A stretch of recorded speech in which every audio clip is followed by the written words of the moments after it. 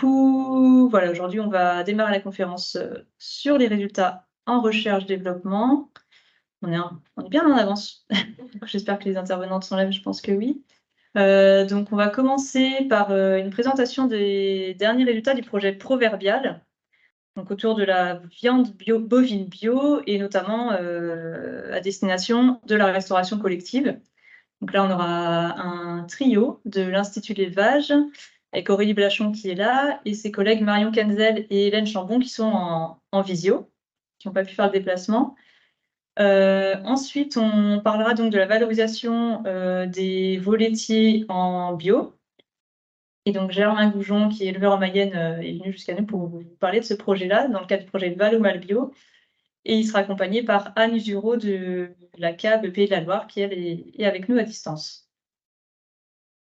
Ensuite, on passera sur les ovins avec le projet Reva Bio et notamment une intervention sur l'adéquation entre l'offre et la demande en agneau bio par Vincent Bellet de Lidl également, qui est présent avec nous. Et on terminera, comme on le fait traditionnellement depuis quelques années maintenant, par les monogastriques et le projet Valorage, donc qui s'est intéressé au pâturage et à la distribution d'enrubanage pour l'engraissement des porcs, avec Florence Maupertuis qui sera avec nous en visio. Bonjour, donc Aurélie Blachon, je travaille à l'Institut de l'Élevage, le service production de viande, et donc je vais être la personne qui est dans la salle pour représenter ce projet, mais qui est sur un collectif important. Et donc notre intervention, ça va porter sur de la viande bio d'ici pour ma cantine, qui est le titre qui résume le mieux l'objectif de ce projet proverbial qui a démarré il y a 2 ans maintenant, et qui est un casse-d'art innovation avec un collectif de 15 partenaires, dont certains sont présents dans la salle. C'est sympa, et qui se terminera à peu près dans 1 an. Donc l'objectif ici, c'est de montrer des résultats intermédiaires sur ce projet. Donc, et on va faire une présentation à 3 voix, donc avec mes collègues Hélène et Marion. Voilà. C'est bon. Donc, sur cette présentation, donc, on va avoir différentes parties. Donc, une partie sur un contexte de fuite d'animaux mâles bio vers le conventionnel. Ensuite, on parlera des tests qu'on a fait en restauration collective pour essayer de savoir si la viande issue de mâles bio pourrait plaire et convenir à la restauration collective. Ensuite, on verra comment on peut essayer de produire des mâles en bio à destination de ce marché et quels atouts cette production locale pourrait avoir pour les territoires. Donc l'idée de ce projet proverbial était partie d'une problématique des élevages bio allaitants, qui est en fait que la plupart des mâles sont vendus en maigre et à destination des élevages conventionnels. C'est-à-dire que cette production de viande bio échappe complètement à la filière. Donc ça, c'était le premier constat. Et le deuxième constat, c'était la mise en place un peu difficile ou lente en fait des objectifs de la loi Egalim, à savoir d'avoir 20% de produits bio dans les cantines scolaires d'ici au 1er janvier 2022, sachant que ça peine à se mettre en place et qu'on n'est qu'à 6% en 2023 sur cet objectif-là. Donc l'idée de Proverbial, c'était d'essayer de répondre à ces 2 problématiques-là.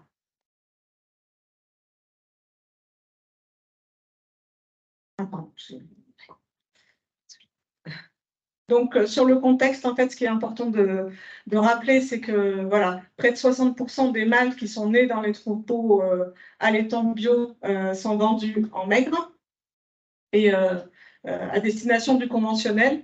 Donc, soit pour être engraissés en France, pour 37% d'entre eux, soit pour être exportés vers les 2 principaux États membres que sont l'Italie et l'Espagne.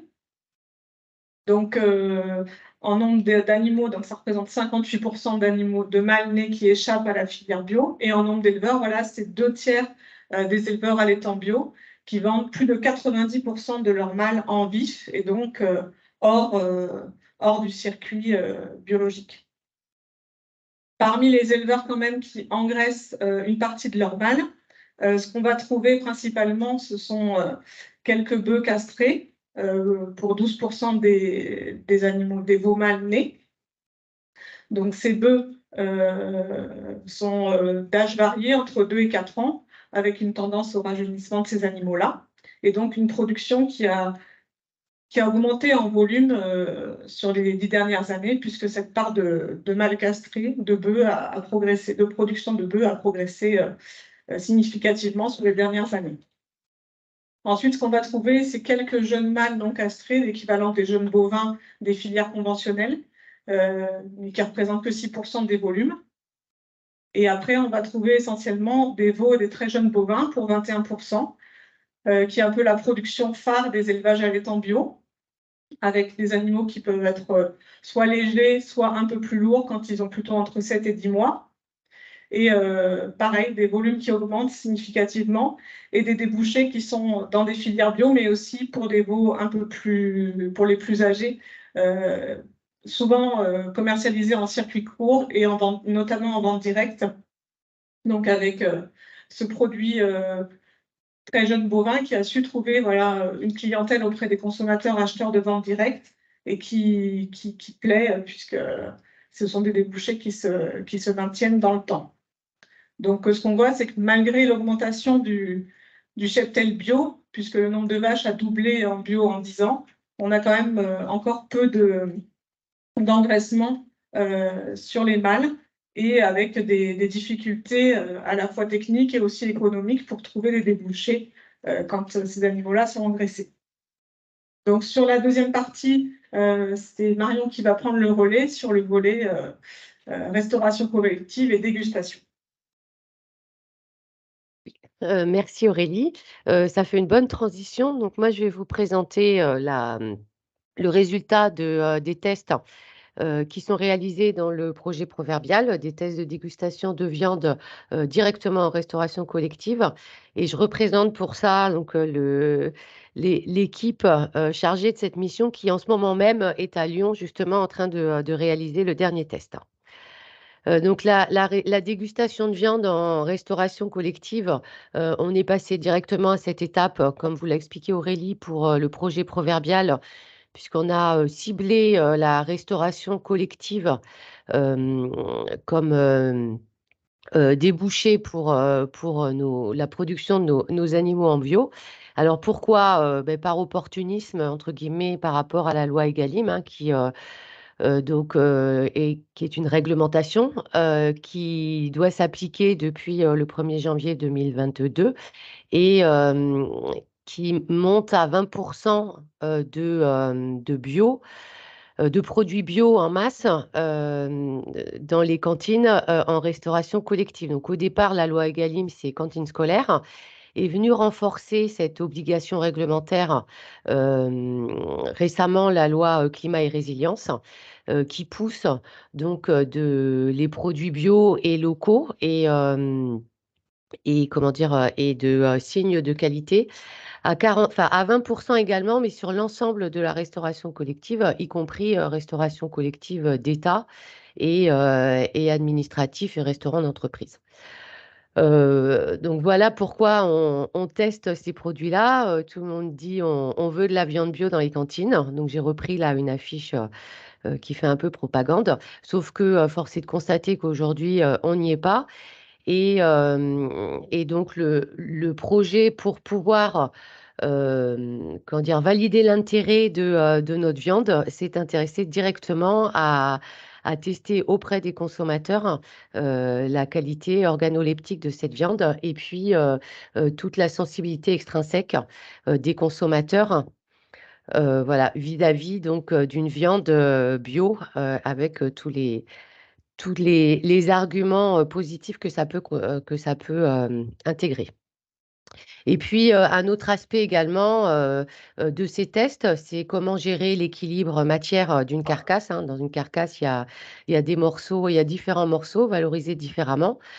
Donc, c'est ce qui est testé également dans Proverbial avec des steaks hachés donc pour valoriser les morceaux donc à cuisson lente et les morceaux de la carcasse donc plutôt destinés à la restauration collective scolaire. du sauté, qui est également les mêmes morceaux, mais avec une autre forme de préparation. Et puis, en ce moment, ce qui est testé, ce sont les morceaux, les pièces à griller, donc plutôt l'arrière de la carcasse sur de la restauration d'entreprise. Alors, les résultats, pour aller très vite, on n'a pas le temps là de vous présenter l'ensemble des résultats. Donc, ce qu'on a choisi de vous présenter, ce sont globalement les résultats sur les tests qui ont eu lieu sur des steaks hachés bio, donc qui ont été réalisés, les steaks hachés, à partir d'un prélèvement sur une dizaine de carcasses d'animaux qui ont été produits dans le cadre du projet Proverbial, donc de mâles produits en bio de moins d'1 an. Les prélèvements ont fait l'objet d'une mêlée mélangée pour fabriquer des steaks hachés donc, qui se sont avérés être à 6% de matière grasse et qui ont été testés auprès d'un public adolescent en lycée agricole, le lycée agricole de Naves, et puis auprès d'un public de jeunes adultes, on va dire étudiants, sur le campus de Vétagrosup. Donc deux populations un petit peu différentes, mais qui restent des jeunes, et auprès desquels on a testé, il y a eu 2 tests de réalisés en restauration collective, donc de steaks hachés. Alors, pour vous montrer un premier résultat, donc, on a choisi le résultat du test qui a eu lieu à Naves, donc auprès d'un public adolescent. Donc sur 2 notations, une note d'aspect général avant la dégustation. Donc vous voyez sur la réglette des notes de 1 à 10. Donc le steak haché, donc c'est des tests réalisés à l'aveugle, c'est-à-dire que certains, personne ne savait ce qu'ils avaient dans l'assiette. Enfin, ils savaient que c'était de la viande quand même, mais il n'y avait aucune indication sur le type de viande. Et donc certains des convives recevaient un steak haché à tester, donc notre steak haché qu'on va appeler Proverbial bio, donc avaient ce steak dans leur assiette. Et puis d'autres avaient ce qu'on appelle le steak témoin, donc un autre type de steak qui était un steak donc habituel, plutôt de vache, et par contre de façon bouchère, donc avec une petite différence au niveau de la présentation.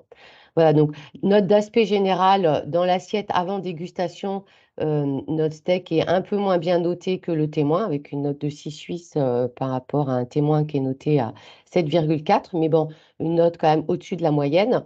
Et la note de satisfaction globale en bouche après dégustation. Donc là, on a une inversion avec notre steak bio qui est passé à 7,3 en note globale, et le témoin qui est un peu régressé.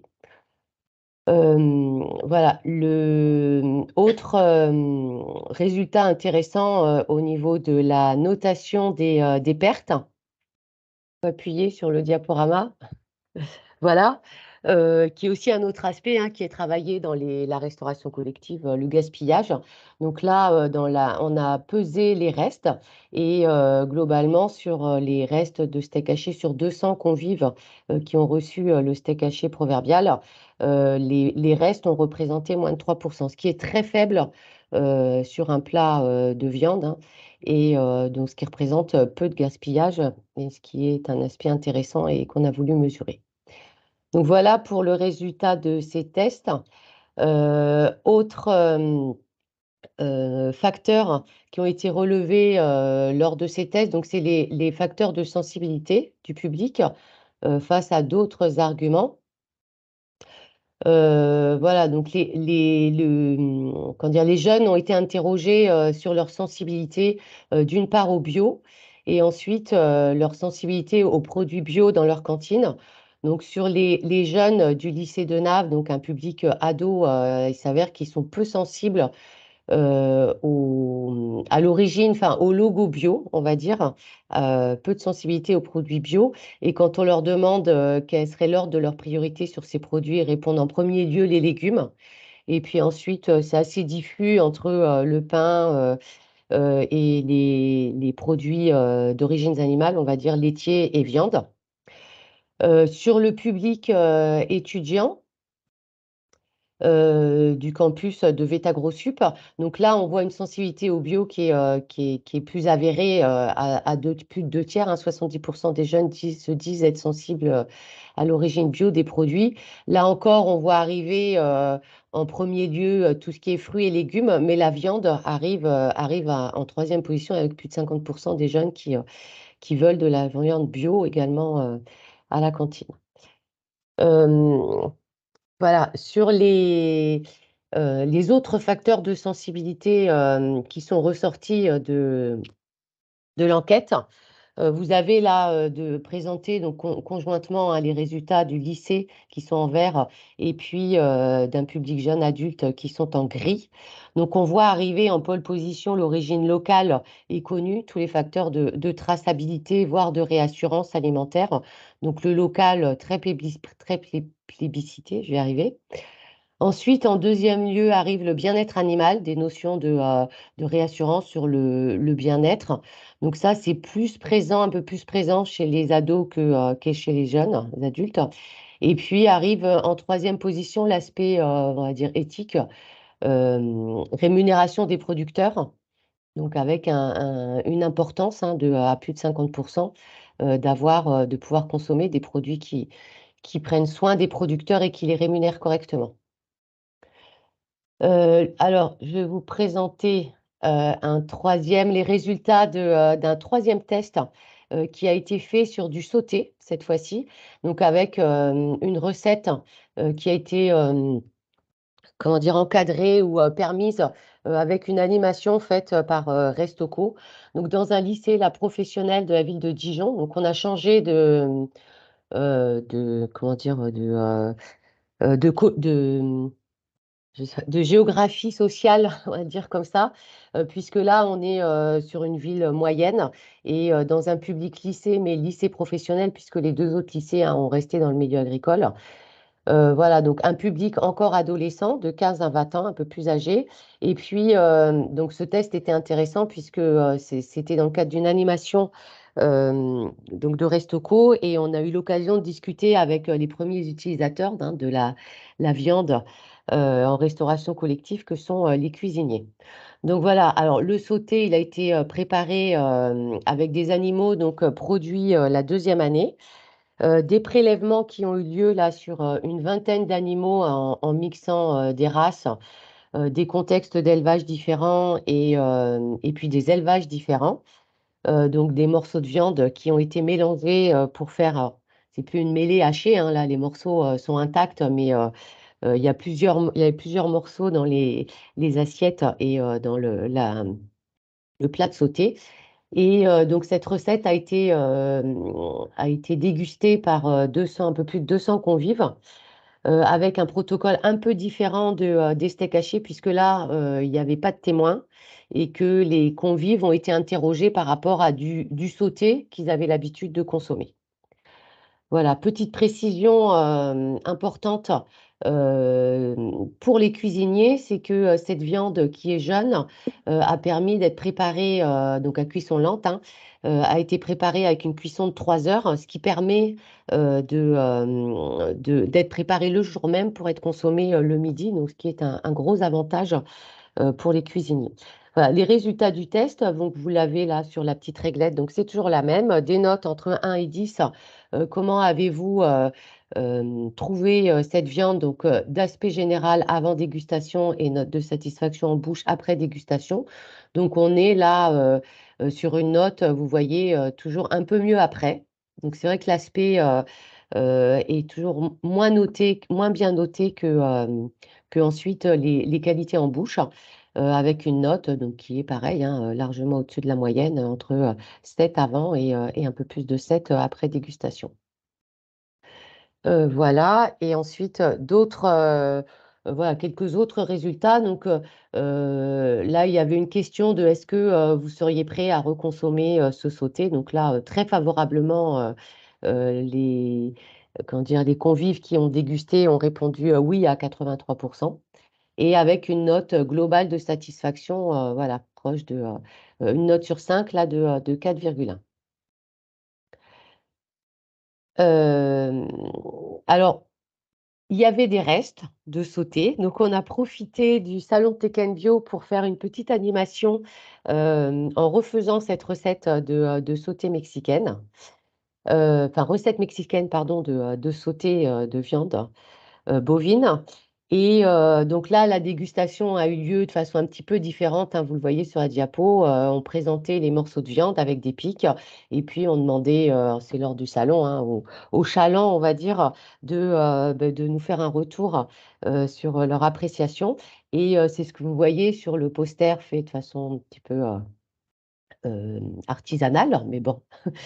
C'est toujours efficace avec poser votre petit post-it pour évaluer votre satisfaction sur ce que vous venez de déguster. Donc, vous voyez qu'on a une grosse patate de post-it sur enfin, au-dessus de 6, entre 6 et 10.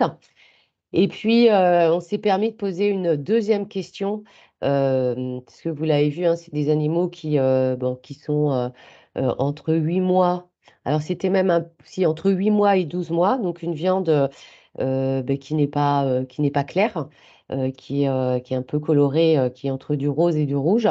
Et après la cuisson, donc, on a demandé aux testeurs de nous dire si ça leur faisait penser plutôt à du veau, donc à un sauté de veau, alors c'est vrai que la préparation ne faisait pas penser à comment on appelle, je trouve plus le mot, mais euh, ça y est, à voilà, de veau, c'est pas grave, mais faisait plus penser à un bourguignon, donc on a, voilà, des réponses imprécises, mais quand même, on voit que c'est un peu entre les deux. Donc, on est bien sur un nouveau produit et certains ont mis du bœuf et on a un peu plus sur du veau. Je continue puisque le temps passe. Alors, ça, c'était la partie dégustation. Donc, le dernier test a lieu en ce moment même à Lyon dans un restaurant euh, d'entreprise de la ville de Lyon, restaurant administratif, pardon. Et donc, vous aurez les résultats plus tard. Et tout de même, pour vous donner quelques informations sur la caractéristique des viandes, mais non pas en bouche, mais à l'étape d'avant, c'est-à-dire au niveau de la carcasse produite. Donc, une diapo pour vous montrer que globalement, c'est de la viande qui est ni blanche ni rouge, hein. On est sur du rosé à rouge clair, avec sur comment dire, la petite réglette là de variation de couleur de Idel, Interbev. On est sur une note de 3,75 en moyenne. Sur les carcasses produites dans le cadre de Proverbial. Le gras qui est peu présent, vous le verrez, en fait, reste de couleur blanche essentiellement, avec une note très proche de 1 sur une réglette sur des notes de 1 à 3. Et puis, voilà, sur la présence de gras, donc ces animaux qui sont jeunes, qui sont donc conduits hein, avec des ressources locales en bio. Donc on est sur des carcasses qui globalement sont maigres et des viandes qui sont particulièrement maigres avec voilà, des notes de gras euh, intrinsèques on va dire, qui sont entre 1 et 2, et puis le marbré qui est voilà, sur une note de 1 aussi, donc une viande maigre. Voilà.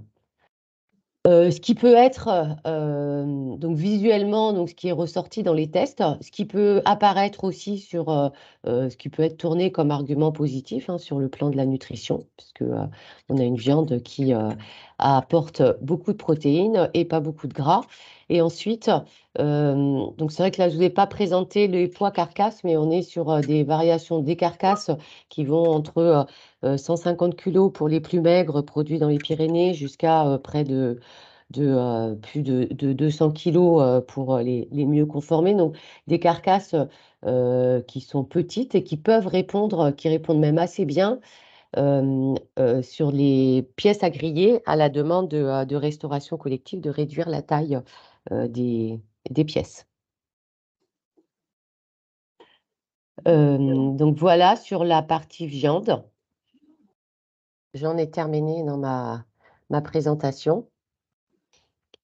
Attends. Là, sur les steaks hachés. Non, on va t'amener le micro. Excuse-moi, Marion, il y a des questions sur le chat pour ta Oui. partie, donc on va se permettre de les prendre maintenant. Si ça te convient. D'accord. Faut que je reprenne Alors, le il y a chat. une question de Anne Usuro sur les steaks hachés. Est-ce que c'est des animaux de moins de 1 an uniquement? Oui, oui. La bêlée donc pour fabriquer les steaks hachés a été faite à partir d'un prélèvement donc collier et un peu de la coupe à pour avoir du gras sur 10 animaux qui ont tous moins d'1 an, entre 8 et 12 mois. Et qui étaient avec 40 kilos pour être précis, hein, pour ceux qui veulent. Je reprends les 40 kilos de capa et 40 kilos de collier, donc moitié-moitié. Et voilà, on visait des steaks à 15% de matière grasse et au final, on a eu 6%.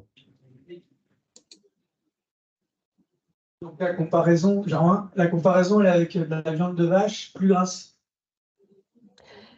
Alors, les steaks hachés, on peut les préparer, c'est un mélange, hein, mais nous, on est, voilà, pour les grillades, par exemple, ou pour le sauté, on est sur une viande maigre. Et sur la comparaison avec les témoins, on n'était pas du tout sur le même type d'animaux. Non, les steaks témoins étaient à 15% de matière grasse. Donc pour moi, dans le désolé, test, mais le test est un peu biaisé par ce côté-là, et sur le goût et l'aspect, c'est quand même bien différent. Alors, ils n'ont pas, les convives n'ont pas mangé les deux viandes en même temps, hein. Ils avaient soit du steak haché à 15% de matière grasse, soit le steak contesté, et on leur demandait leur appréciation par rapport à ce qu'ils avaient l'habitude de manger. Donc le témoin, c'était le steak habituellement servi dans cette cantine. Mais il y a deux aspects. Non, il y a le bio non. Le témoin, c'est oui, mais après, on arrive avec quelque chose qui est nouveau. Donc, nous, ce qu'on voulait savoir, c'était leur appréciation par rapport à ce qu'ils avaient l'habitude de manger. Donc, le témoin ressemblait à ce qu'ils avaient l'habitude de manger. Et nous, on a testé voilà, notre viande de veau bio. Et donc, ils ont noté ce qu'ils avaient l'habitude de manger à 7,4 d'aspect général. Et une fois qu'ils l'ont eu mangé, à 7. Et on a regardé notre viande par rapport voilà, ça fait partie du protocole de test par rapport donc à ceux qui étaient. En fait, c'est le groupe. Il y avait un groupe de convives qui étaient témoins. Ça veut dire qu'il y avait Je ne sais pas si j'ai été claire. Les steaks hachés qui étaient à 7 aussi, non, 14, t'as dit de matière grasse. 15, oui, c'est le voilà, standard. Ouais. Peut-être on retourne au chat pour les questions. J'ai pas entendu.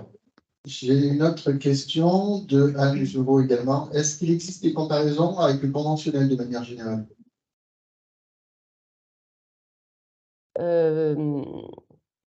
C'est-à-dire de manière générale. Alors, le steak témoin était une viande conventionnelle, elle n'était pas bio. Hein. C'est Anne Usuro, je peux intervenir? Je peux préciser ma question? Oui. Oui, c'était juste pour savoir, globalement, est-ce qu'il y a eu d'autres essais en conventionnel pour voir si l'intérêt de la viande bio est plus pertinente au vu de la note d'aspect général par rapport à une viande bio? Voilà, c'était ça ma question. Nous, dans le projet, non. On n'a pas, voilà, on n'a pas refait des tests. On a développé voilà, ce qu'on avait prévu là de tester. En fait, nous, on a un produit qu'on veut évaluer directement auprès des consommateurs potentiels par rapport à ce qu'ils ont l'habitude de consommer pour tester l'acceptabilité en fait de cette viande qui n'est pas référencée aujourd'hui, qui est pas proposée, donc qui est nouvelle. Nos tests voilà, sont dans cette optique-là. Question dans la salle. Bonjour, moi j'avais une question sur la diapo suivante où on voit. Enfin, non, ouais, c'est ça. comment vous expliquez la différence très notable entre la sensibilité au bio, qui est 30% pour les ados et le 60%? Alors, on peut que faire des suggestions. On a un petit biais hein, quand même sur notre public là, puisque le lycée avec les ados, celui-là, c'était un lycée agricole. Alors, c'est vrai que je n'ai pas repris le lycée de Dijon où c'était un peu plus que ça. Enfin, il y avait un peu plus de sensibilité au bio. Voilà, on a un public agriculteur qui privilégie le local, peut-être, voilà, ils sont dans un environnement conventionnel. Euh, c'est leur réponse, hein, ils avaient peu de sensibilité au bio, à la marque bio, on va dire. Ensuite, quand on regarde ce qui plébiscite, c'est ce qu'il y a dans le bio. C'est-à-dire origine locale, connue, traçabilité, le bien-être animal, c'est des choses qui sont intégrés dans le cahier des charges bio, mais ils l'expriment différemment. Voilà, moins de reconnaissance auprès du public adolescent.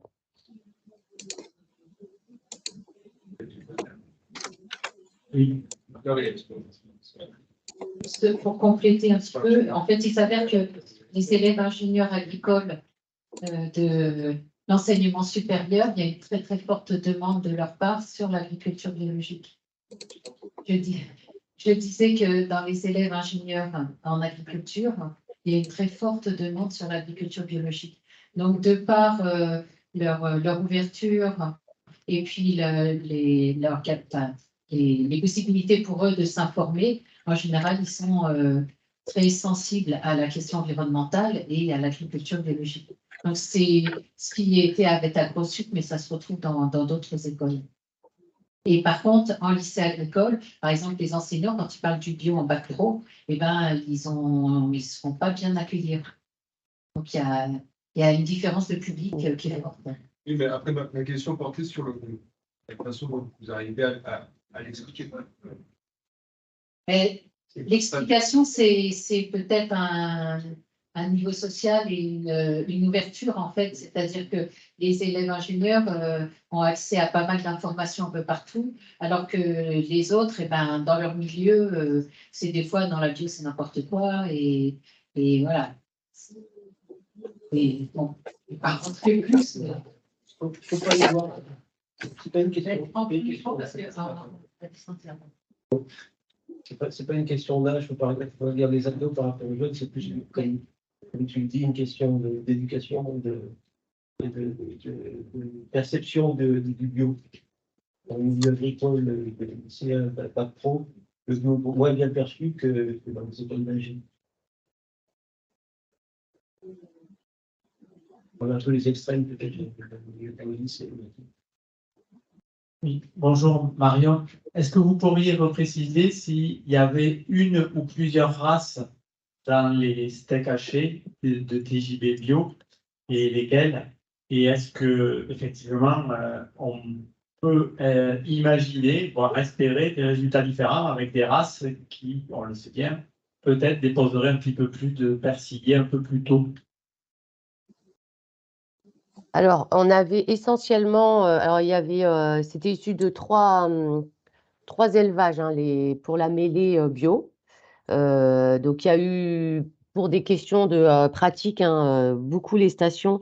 Donc, on a eu du Limousin, il devait y avoir, j'ai les chiffres exacts, mais 4 animaux Limousin, je pense 4 animaux de l'INRA, vous allez voir les résultats, l'accueil, donc croisé, Salers, Angus, et 2 animaux qui venaient d'un autre élevage et qui sont aussi Limousin.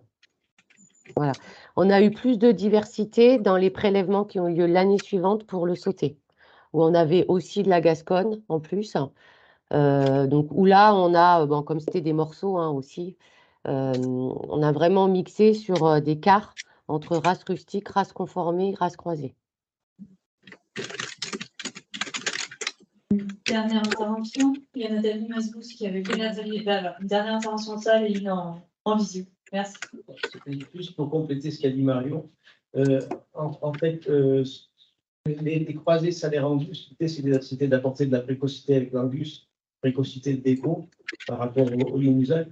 Mais sur des animaux aussi jeunes, on n'a pas encore des dépôts de gras persillés, de gras intramusculaires. Donc, je ne pense pas qu'il y avait de gros écarts entre les différents types d'animaux. Ça se manifeste un peu plus tard. Et sinon, Nathalie, tu avais levé la main? Oui, moi, c'était juste pour rebondir sur ce qui a été dit là, il y a peu, apporter juste un témoignage. En tant qu'éleveuse, donc j'accueille régulièrement des lycées agricoles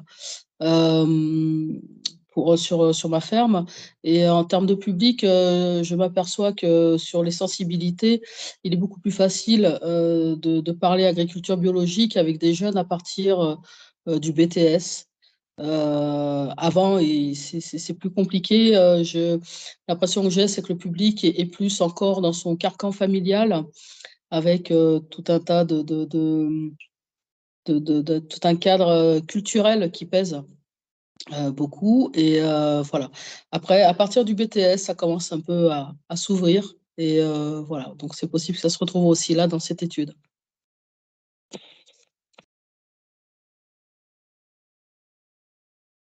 D'ailleurs, si je peux compléter, entre-temps, je suis allée voir le résultat du public de Dijon, hein, donc pareil, des ados, lycée professionnel, et sensibilité aux produits du bio, 32%. Donc, on est aussi sur le profil, le même profil hein, que le lycée de Naves. Voilà, un public jeune, ça rejoint certainement tout ce que vous êtes en train de dire. Moins sensible, peu sensible. Bon, ce qui est rassurant, c'est qu'ils ont quand même mangé la viande. Hein. Ils ne savaient pas qu'elle était bio. Ils ne savaient pas. Poursuivre. Donc, je vais poursuivre sur la deuxième partie, ou la troisième partie, je ne sais plus. Parallèlement à ces tests de dégustation, et pour alimenter ces tests de dégustation, il a fallu produire ces jeunes mâles finis en bio. Donc, du coup, un des volets du projet, ça a été de tester, d'expérimenter différents itinéraires de production de ces jeunes mâles bio. Donc, pour ça, on a fait appel aux partenaires du projet, donc, que sont les stations expérimentales qui travaillent en bio, donc l'herbipole de l'Accueil, la ferme de Torigny d'Anjou et la ferme des Bords d'Arvalis, voilà, qui ont été partenaires du projet et qui ont produit des très jeunes bovins et des bœufs rajeunis pour la ferme de Torigny. Et on a aussi fait des observations plus que des expérimentations dans des élevages répartis aussi sur le territoire, qui ont été suivis donc, et pendant 2 ans de suite par les conseillers partenaires du projet, donc avec différents contextes pédoclimatiques et contextes de production fourragère, de ressources fourragères disponibles différentes, différentes types génétiques d'animaux testés et différentes conduites de produits.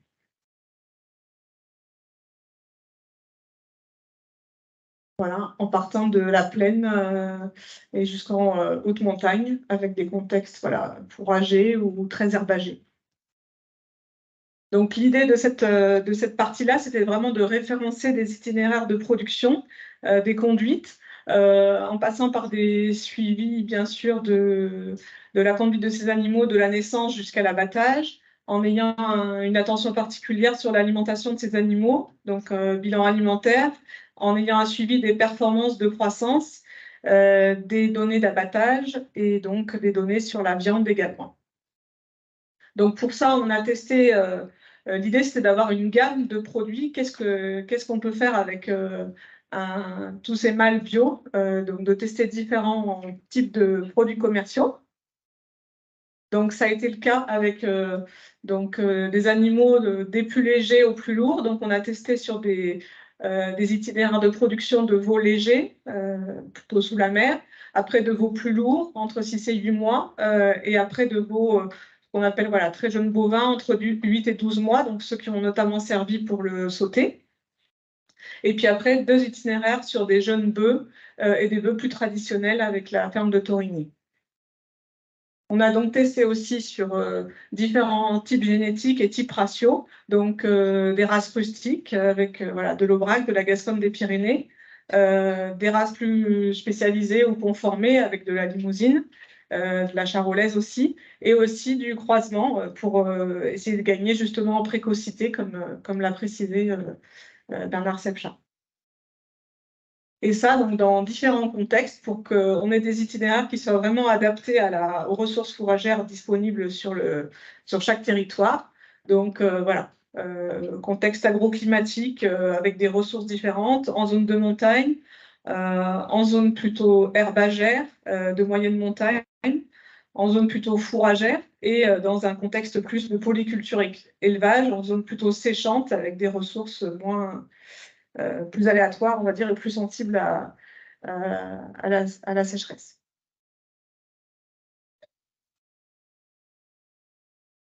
Donc, pour vous montrer, illustrer à travers un exemple, donc on a repris ce qui s'est fait à l'INRA, donc de l'accueil au pôle herbipôle, à l'herbipôle de l'accueil, avec une conduite vraiment qui est un schéma qui a valorisé l'herbe de manière assez remarquable, sur un itinéraire là, avec un croisement, donc Salaire-Angus, sur des animaux donc très jeunes bovins abattus à moins d'1 an, donc, dans un contexte herbagé de moyenne montagne. Donc là, les animaux ont été conduits voilà, de la naissance au sevrage sans aucune complémentation, ni des mères ni des veaux.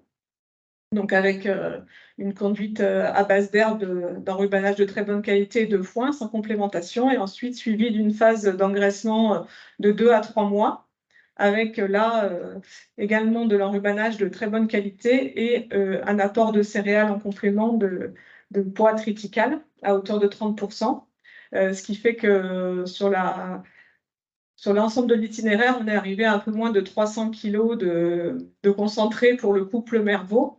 Et vu la qualité de l'enrubanage, l'expérimentation a montré qu'on aurait même pu éviter l'apport de poids.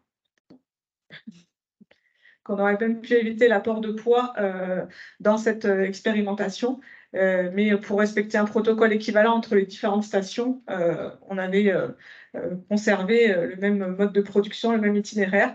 Donc, dans cet essai, donc, des carcasses voilà, d'entre 260 et 290 kg, des conformations R égale, R+, et une note d'état d'engraissement entre 2 et 3, donc des animaux, comme l'a dit Marine tout à l'heure, relativement maigres. Mais voilà, un mode de finition et un schéma qui valorise vraiment l'herbe et avec un minimum de concentré. Donc tous ces petits résultats, toutes ces observations et ces expérimentations ont donné lieu à des fiches compte rendu de chaque essai, donc qui commencent à être disponibles sur le site et qui seront prochainement entièrement disponibles quand les 2 années de suivi seront terminées pour l'ensemble des suivis. Donc voilà pour la partie référencement de ces itinéraires, dans l'objectif voilà, d'avoir des repères et de produire des modèles de production pour que des éleveurs et des conseillers puissent les approprier à l'avenir. Et le dernier volet, donc c'est le volet territorial et environnemental, donc qui va être présenté par Hélène Chambly. Oui, tout à fait. Donc, bonjour. Moi, ça va aller dans la prolongation donc, des résultats qui vous ont été présentés. Donc, du coup, sur la partie environnement, on peut se poser la question finalement, donc si on applique Egalim dans une région, est-ce qu'actuellement, les cheptels bio qui sont en place, ils permettent de faire ce 20% de bio dans les cantines, ou voilà, sans augmenter le nombre de vaches allaitantes, simplement en élevant en local, en fait, ces fameux bovins mâles qui sont nés bio. Donc, en fait, on s'est projeté dans ce contexte-là sur la région Auray et Occitanie. Voilà, de façon à voir effectivement en repartant du nombre de personnes présentes dans ces régions, du nombre de jeunes donc, qui étaient scolarisés, hein, de 3 ans et jusque dans le supérieur, plus leurs encadrants, Et compte tenu du temps qui passait à aller au self, hein, ou pas, pour ceux qui y allaient, combien ça nous faisait de repas. Et on s'est basé sur les recommandations de l'ANSES pour donc chiffrer quel était le volume de viande estimé sur ces régions consommées en viande rouge. Donc on est à 4000 tonnes de viande rouge sur une année. Et donc, ça veut dire que si actuellement on respectait le 20% de bio dans la restauration scolaire collective, ça voudrait dire sur ces régions autour de 800 tonnes donc de viande rouge bio à consommer sur une année. Ensuite, on peut se projeter en se disant, et on va aller dans les années suivantes aussi avec des mouvements de population. Donc là, sur ces 2 régions, il y a une légère augmentation qui ferait que dans les années à venir, on serait plutôt, voilà, faudrait plutôt rajouter un petit peu de viande à ce besoin actuel de viande bio. Donc ensuite, diapo suivante, on peut se dire où en sont nos cheptels bio sur les régions. Donc on sait, après une phase d'augmentation des cheptels en bio, sur ces dernières années, on a plutôt stabilisé le nombre de vaches allaitantes bio. Et donc, on a regardé le nombre de mâles qui naissaient dans ces exploitations bio et leur devenir, ce qui nous a donné le nombre d'animaux qu'on pourrait élever en local, en veaux, enfin selon les itinéraires qui vous étaient présentés, veaux, très jeunes bovins ou bœufs. Voilà. Et donc, ce que ça produirait en volume de carcasses. Et donc, on arrive à près de 4000 tonnes équivalent carcasses bio supplémentaires qu'on pourrait produire sur ces 2 régions sans aller chercher des nouvelles fermes en bio, simplement sur les fermes existantes. Donc, en fait, quand on met ça en relation avec les besoins réellement de consommation actuels, on couvrirait largement, puisque le besoin. On pourrait même aller jusqu'à 50% de bio dans les cantines en élevant local tous ces animaux mâles nés dans les zones. Donc, ça veut dire qu'on a potentiellement le potentiel. Donc, on a demandé aux acteurs de la filière et de la restauration collective, pour eux, quels atouts ils verraient à ce que justement on ait ces produits qui soient distribués et consommés, quels étaient les atouts majeurs pour leur région. Occitanie et Aura, donc il y a eu des groupes sur Occitanie et sur Aura. Et donc, les premiers atouts qui ressortent, en fait, c'est effectivement d'avoir une viande produites localement, donc éthiques, et qui réduisent les émissions de gaz à effet de serre, voilà, avec aussi des enjeux importants sur la partie maintien de la biodiversité. Plus d'un point de vue de l'élevage, d'éleveur, je dirais, les enjeux importants, c'est aussi qu'on ait des systèmes qui soient autonomes dans les conditions actuelles, qui favorisent la fertilité des sols et maintiennent un beau paysage pour les aspects touristiques et autres des régions. Et enfin, il y a aussi des enjeux importants autour du bien-être et puis de la qualité de l'air. Donc les points bleus, c'est ceux qui ressortent en premier, en plus fort, quand on fait voter les participants de ces groupes sur les territoires. Donc on est intéressé de voir si les itinéraires qu'on vient de tester ou ce que font déjà les éleveurs qui font ces engraissements de bovins mâles, est-ce que finalement ils expriment ou pas ces attentes. Voilà. Donc en fait, dans la première étape du projet, on est reparti donc chez les éleveurs que vous a montré Aurélie, et on a réalisé un diagnostic qui s'appelle CAP2ER, qui est un diagnostic fait à l'échelle d'exploitation et de l'atelier d'élevage. Et en fait, on a comparé les résultats de ces 11 exploitants par rapport à des fermes issues d'Inosis, qu'on suit par ailleurs, conventionnelles ou un petit peu en bio, qui produisent le même type de produits, c'est-à-dire des veaux aux veaux, des bœufs aux bœufs, voilà. Et donc, on essaye de voir finalement notre échantillon proverbial, comment il se positionne par rapport à ces fermes, on dirait plus standard en France. Donc, globalement, la ferme bio donc, qui sort, d'abord, ce qui ressort, c'est qu'elle préserve bien les ressources. On a 71% des fermes finalement qui utilisent moins d'énergie ramenée au kilo de viande que la moyenne des fermes auxquelles on les compare. Alors ça s'explique d'abord parce qu'effectivement, on a 92% de surfaces qui ne sont pas labourées dans les fermes. Donc forcément, il y a peu d'énergie moins d'énergie pour le labour, voilà. Et d'autre part, parce qu'on a des animaux qui sont 70% du temps au pâturage. Et enfin, des fermes qui sont autonomes, plutôt autonomes, hein, puisqu'on est à 97% d'autonomie en protéines. Donc, ce qui induit moins de transport, donc moins de dépendance énergétique indirecte aussi à l'échelle de l'affaire ramenée au kilo qu'on sort de l'exploitation.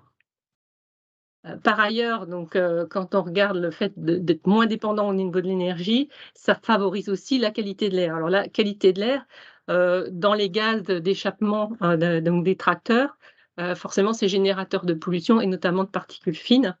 Et donc, en fait, on veut dire qu'on émet moins, parce qu'en fait, on utilise uniquement 55 litres, vous voyez, de carburant par hectare en moyenne.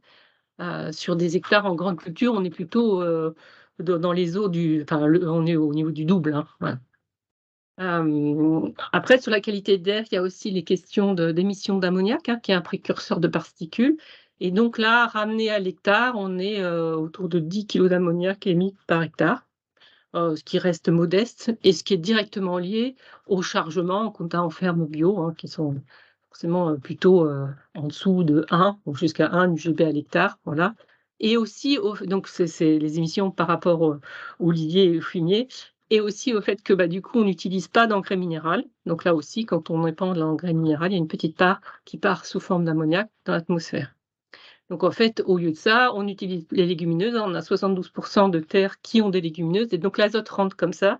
Il y a pas, ça génère pas donc cette émission induite d'ammoniac. Donc si je retourne en haut, ensuite on peut regarder l'incidence de la production de cette viande bio que je produis par rapport aux ressources en eau. Donc on va constater, excusez-moi. Donc ça préserve la ressource en eau, hein. On a 99% des sols qui sont couverts sur les exploitations. Donc ça veut dire qu'on a un faible risque d'érosion. D'autre part, la qualité de l'eau qui sort sous ces parcelles est bonne. Donc on l'estime à partir des bilans d'azote et des excédents d'azote qu'on retrouve dans ces fermes qui sont autour d'une 30aine d'unités. Donc le risque de lessivage est finalement quasiment négligeable. En plus, effectivement, on n'a pas de produits de traitement phytosanitaire, donc ça veut dire que ça va aller diluer les pollutions qui sont ailleurs sur les bassins. Et enfin, sur les 11 fermes qu'on a enquêtées, une seule utilisait de l'eau d'irrigation pour 12% de sa surface. Donc en fait, il y a peu non plus, elles vont pas non plus, ces fermes, aller prélever l'eau qui est utile à d'autres usages, notamment sur les périodes d'étiage d'été. Pour le volet paysage et biodiversité, donc on a un indicateur qui est les équivalents hectares biodiversité par hectare de SAU et on voit qu'on est à 2,5 hectares biodiversité par rapport à 1 hectare géré dans nos fermes, donc c'est un bon résultat. On a des rotations pour les parties qui sont en rotation, qui sont longues, on voit c'est plutôt autour de 7 ans, donc c'est une bonne chose pour la diversité des paysages et la biodiversité. Et on nourrit en moyenne autour de 1,8 personnes par hectare. Et enfin, donc c'était la première attente, hein, donc, de nos comités d'acteurs. Qu'en est-il sur l'impact réchauffement climatique? Alors, on sait toujours quand on est en bio que par hectare, on n'a jamais eu trop de problèmes avec ces indicateurs-là. C'est plus par kilo de produit. Donc là, l'empreinte carbone, donc qui est les émissions de gaz à effet de serre moins la séquestration dans les sols, elle est tout à fait correcte, hein. Elle est autour de 12 kg équivalent CO2 par kilo de viande vive, ce qui veut dire que dans 70% des fermes, on est en dessous de la moyenne de la catégorie correspondante. Donc ce sont tout à fait honnête. Et en plus, j'aime bien souligner que pour cette production de viande bovine, il y a uniquement dans la contribution des gaz émis 9% qui viennent en fait de consommation énergétique. Cette fameuse énergie fossile qu'on a déstockée vers l'atmosphère pour toujours. Voilà. Alors que dans d'autres modes de production, pour d'autres produits, cette part est beaucoup plus importante que sur les productions du mangeur de viande bio. Voilà. Donc, diapo suivante. Donc, on peut dire que partant de ce constat, on est plutôt confiant pour le développement, enfin au niveau des atouts consommateurs environnementaux. Et donc, ce qu'on peut se dire, c'est que maintenant, il n'y a plus qu'à. à partir du moment où les gens seront intéressés sur les filières, on peut se projeter et s'imaginer, on ne sait pas quand, qu'on consommerait tous ces animaux qui actuellement partent de la région, soit pour la France, mais en grande partie vers l'Italie, l'Espagne, pour être engraissés et bien souvent en conventionnel dans ces exploitations-là. Et donc, en fait, si le produit est plébiscité, ça veut dire qu'on aura en gros 16 000 bovins en moins à circuler sur les routes par année. Voilà, ce qui veut dire que ça va éviter bien certainement autour de 250 000 kilomètres de camions, ce qui sera bien pour les riverains, pour la partie également bien-être des animaux et pour les gaz à effet de serre, hein, puisque ça sera 500 tonnes équivalent CO2 en moins. Voilà, rien que sur cette partie transport, sachant qu'ensuite, ce qu'on va faire dans une prochaine étape du projet, c'est on réalisera les impacts territoriaux de cette relocalisation en intégrant la situation actuelle, donc des fermes en France et des fermes conventionnelles d'engraissement en Italie et en Espagne ou en France de ces animaux pour la suite de leur vie, par rapport à une situation où tous ces animaux resteraient en France pour être mangés dans les cantines, voilà, ou alors en périphérie proche. Voilà, donc ça sera pour l'année prochaine. Pour l'instant, je vais m'arrêter là sur les résultats que je peux vous présenter. Et merci beaucoup de l'attention. Et simplement une dernière diapo pour vous dire que voilà, tous ces résultats commencent à être alimentés sur le site de Proverbial et seront disponibles complètement l'année prochaine à la fin du projet. Et on vous donne rendez-vous pour une restitution finale de ce projet l'an prochain. Merci beaucoup, merci à tous les trois. On va prendre une ou deux questions, notamment sur le chat. Alors, de nouveau, Anne Giraud, derrière le mot éthique, qu'est-ce que l'on entend exactement? Mis sur The Diago. Derrière le mot éthique, je crois qu'il y avait de la part des comités d'acteurs l'idée de manger un produit qui soit bon, local et qui n'induise pas de déforestation, voilà, d'impact induit ailleurs dans le monde. Après, effectivement, on n'a pas interrogé précisément ce que chacun mettait derrière le mot éthique, mais c'est possible aussi que ça recouvre une partie de bien-être. Donc on n'a pas, voilà, on n'a pas plus creusé que ça. Une deuxième question, est-ce qu'il existe une modélisation de ces impacts? Là, on était plutôt sur la fin du diaporama. Alors, une modélisation de ces impacts. Alors, elle va être faite, mais elle n'est pas encore faite. Voilà. On a d'abord regardé, il fallait d'abord qu'on connaisse les impacts dans les exploitations actuellement. Donc ça, c'était la première étape, ce que je voulais renseigner. Et ça va nous permettre ensuite d'aller dans chaque... vous voyez la carte avec les zones rouges foncées, c'est là où il y a le plus d'animaux actuellement qui partent de ces zones, qui fuient, voilà, à la bio. Et donc, on va aller voir dans ces zones-là quel sera le mode de production le plus approprié, qui vous a été présenté juste avant. Et on va faire comme si ces animaux étaient élevés en local. Voilà. Et donc, c'est ça qu'on comparera à la situation actuelle, mais pour l'instant, ce n'est pas fait. Il y a encore un an de projet pour le réaliser. Gardez un peu de suspense. Regardez pour l'an prochain. Est-ce qu'il y a des questions dans la salle également? Oui. Un micro derrière. Je suis arrivé en retard, je ne sais pas, peut-être une question qui n'a rien à voir, mais est-ce qu'il y a un peu une projection sur les conséquences économiques pour les producteurs et surtout pour les cantines, que ça veut dire en termes de prix de repas?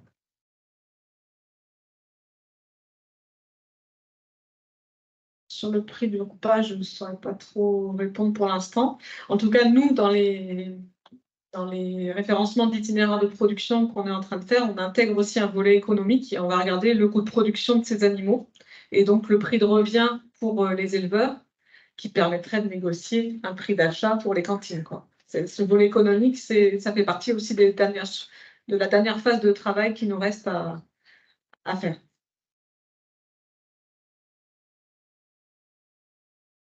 Je veux bien essayer de répondre à cette question. Aujourd'hui, les animaux bio partent au même prix des fermes que les conventionnels, donc il n'y a pas d'impact économique. Donc on peut passer à 100% de viande bio dans les cantines et il n'y aura pas d'impact si personne prend plus de marge entre deux. Ok, parfait. On va passer à la suite. Donc, Monsieur Goulon pourra reprendre le micro. Merci à toutes les trois, en tout cas, pour cette présentation. Merci, bon après-midi. Donc, on va passer au projet Val au Mal Bio.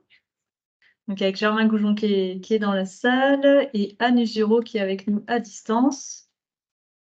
Bonjour, je me présente déjà rapidement. Oui, vas-y. Anne Usuro, chargée de mission à la CAB Pays de la Loire, donc réseau FNAB, voilà, donc organisation de producteurs bio, plus sur les productions animales et donc